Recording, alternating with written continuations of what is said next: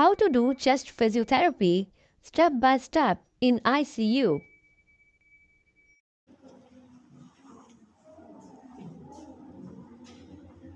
ये सारा posterior lobe पर आ रहा है, ठीक है। अब ये पेरिफेरीज हैं, ठीक है, ये ही क्या है, पेरिफेरीज हैं, और ये आपकी सेंट्रल है। ये पेरिफेरीज है, ये सेंट्रल है। हम क्या करते हैं, पेरिफेरीज से क्या करते हैं, सेंट्रल आपने लेकर जाते हैं। तो यहाँ पे डिफरेंट टेक्निक्स आगे कीजिएगा। अभी आप इंडिकेशन पढ़ लेना इसके ऊपर। अच्छा, एक चीज़ मैं आपको बताऊंगा, पीछे कीजिएगा। नीमोथोरेक्स, अनट्रीटेड या अनड्रेन्ड नीमोथोरेक्स। जब नीमोथोरेक्स अनड्रेन्ड हो, यानी कि चेस्ट ट्यूब्स जो मैंने अभी आपको बताई कौन से लेवल पे लगती है, 4 to 5 इंटरकोस्टल स्पेस पे लगती है। अगर वो ना लगी हो, इसका मतलब वो एयर ड्रेन नहीं हो रही, प्रेशर अंदर है, आप तब फिजियोथेरेपी कॉन्ट्राइंडिकेट करेंगे। तब आप अगर कपिंग या परकशन करेंगे तो ये साउंड वेव्स प्रोड्यूस करती हैं, ये एक प्रेशर प्रोड्यूस करती हैं, जिससे क्या होगा, एक एक्सटर्नल प्रेशर मिल रहा है, एक इंटरनल प्रेशर मिल रहा है, लंग डैमेज हो। नेक्स्ट, अच्छा, डिफरेंट टेक्निक्स हैं, इसमें हम परकशंस के ऊपर आते हैं। नेक्स्ट, परकशन अभी मैंने आपको बताया है कि ये रिदमिकल आपकी हैंड्स की मूवमेंट होती है विद कप हैंड। अच्छा, इसको आपने बड़े एहतियात से करना है। आपके हाथ में अगर वॉच होगी तो आपने उतार दूंगी। जो एरिया होगा लंग्स का, वो लंग्स के एरिया आपने कवर करना है, ठीक है। स्किन के ऊपर आप टैप नहीं करते, इस वजह से नहीं करते क्योंकि वहाँ पे ब्रूज होने के चांसेस ज़्यादा होते हैं, ठीक है।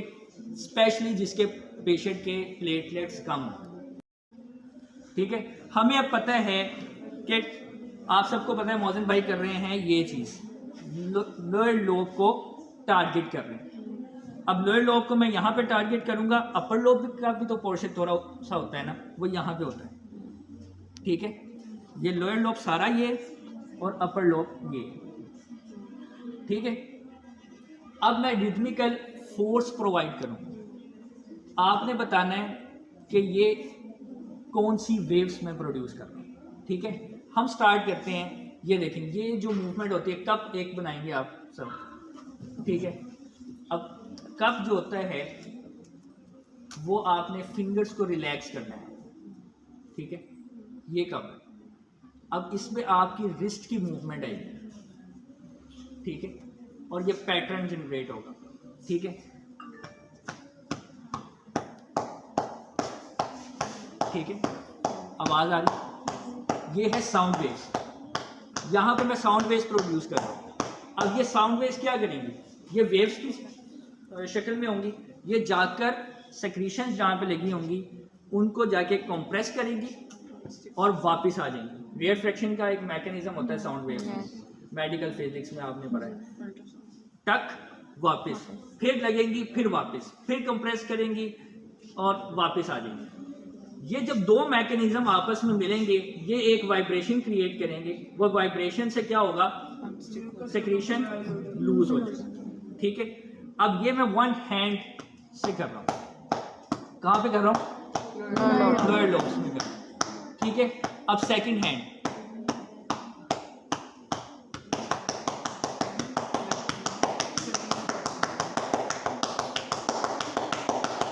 अब यहाँ पे मेरी हैंड नहीं कर रहा, मैं हैंड को रिस्ट पे ऊपर मेरी मूवमेंट हो रही है और ये मेरा हैंड रिलैक्स, ये करके नहीं करना, ठीक है। दूसरी चीज़ ये होती है, एक होती है कप, कप का साउंड होता है ये, और एक होता है थप्पड़, थप्पड़ का साउंड ये होता है, ठीक है। थप्पड़ नहीं मारना, आपने कप बनाना, ठीक है। ये होती है परकशन, ठीक है। मैकेनिज्म मैंने आपको बता दिया। यहाँ पे एक लाइन मैंने लिखी हुई है, incorrect technique cause breath holding and bronchospasm, ठीक है।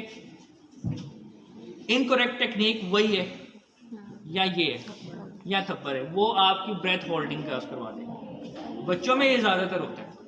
बाज़ बात हम कर रहे होते हैं चेस्ट फिजियोथेरेपी, चेस्ट फिजियोथेरेपी के दौरान जब हम सैट्स देख रहे होते हैं, वो सैट्स जो है वो 90 से नीचे आ रही होती हैं। हम कर रहे हैं सैट्स को इम्प्रूव करने के लिए, वो नीचे आ रही होती है। तो दो मैकेनिज्म होते हैं, या तो प्रोब लगा हुआ है वो हिल गया, वो सेंस नहीं ठीक कर रहा। दूसरा, बच्चा क्राई करने लग जाता है, क्राई करता है तब भी सैट्स डिक्रीज कर देती है। तीसरा, आप जब टैपिंग करते हैं, इनकरेक्ट हो गई तो ब्रेथ होल्ड कर लेता है, सांस रोक लेता है। जब तक आप नहीं छोड़ते तब तक वो सांस बहाल अपना नहीं करता, ठीक है। और चौथा होता है कि म्यूकस प्लग किसी मेन ब्रोंकस एयरवे पे जाके लॉज हो चुका है, उसके लिए फिर आप फ्रीक्वेंसी तेज कर देते हैं ताकि वहाँ से वो निकल जाए, क्योंकि जब तक वहाँ से नहीं निकलेगा लंग्स को ऑक्सीजन नहीं मिलेगी एंड वो फिर मसला ख़राब होता है। फिंगर नीचे, सेकंड फिंगर हम उसके ऊपर। अब दूसरे हैंड से भी ये क्या बन गया, कप। सब बना के दिखाएं, मैं सबके कप तो देखूं।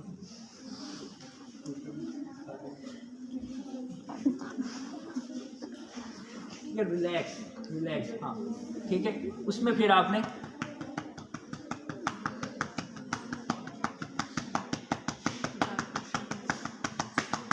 ठीक है, अब वहाँ पे सरफेस एरिया कम होता है, सरफेस एरिया कम होता है तो आपका फिंगर्स से, क्योंकि बच्चे आपने देखे हुए हैं ना, छोटे छोटे इतने इतने तो होते हैं बच्चे, तो उनका सरफेस एरिया कम होता है, तो उसके ऊपर आपने फिंगर्स यूज़ करने। तो ये आपका क्या है, टेंटिंग का प्रोसीजर। आप उस तरफ फेस करें।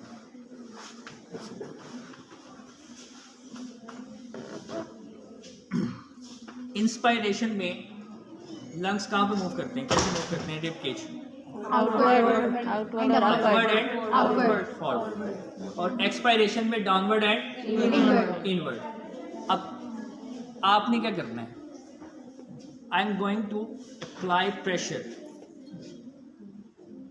ये इंस्पायरेशन थी, ठीक है, और एक्सपायर करें, प्रेशर मैंने मेंटेन किया एंड दिस इज वाइब्रेशन, ठीक है। अब ये वाइब्रेशन क्या करेंगी, मैकेनिकल शेयर प्रोड्यूस कर रही है, ठीक है। डिसलॉज तो कर रही है, आपकी हर टेक्निक डिसलॉज करेगी, लेकिन किस मैकेनिज्म के थ्रू वो डिफरेंट हो जाएगा, ठीक है।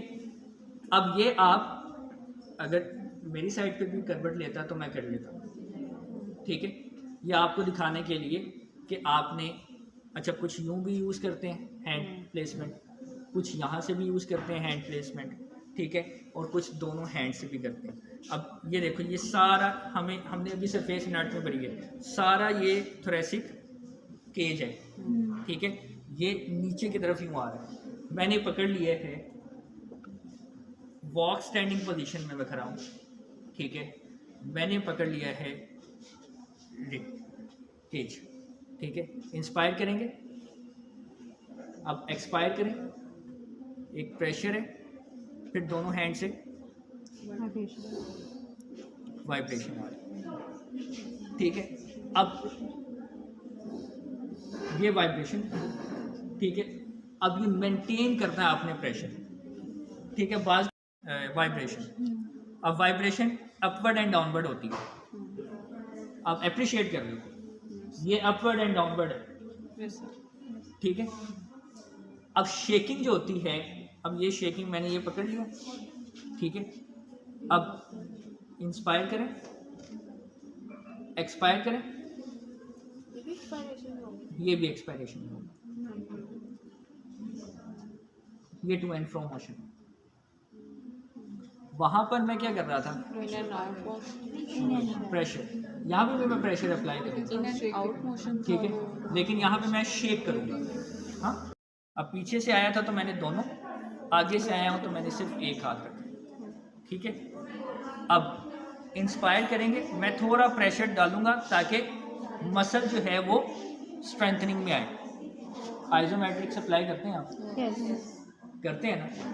यहाँ पे आइसोमेट्रिक नहीं मैं कर रहा, यहाँ पे आइसोटोनिक कर रहा हूँ। टोन सेम है, लेंथ चेंज हो गई। करो, रेजिस्टेंस फील हो रही है, ठीक है। अब बाहर निकालो, फैसिलिटेट करके वाइब्रेशन, और इसी तरह शेकिंग करते हैं, ठीक है। तो ये होती है मॉडिफाइड वाइब्रेशन एंड शेकिंग। जहाँ पर इंस्पायर करते हैं तो हम एक रेजिस्टेंस देते हैं उसको थोड़ी सी, ये नहीं करना कि इंस्पायर किया तो रेजिस्टेंस दे दो। अब इंस्पायर वो कर रहा है, करो इंस्पायर, ये मैंने थोड़ी रेजिस्टेंस दी है, वापस एक्सपायर करोगे, फैसिलिटेट किया और वाइब्रेशन स्टार्ट कर,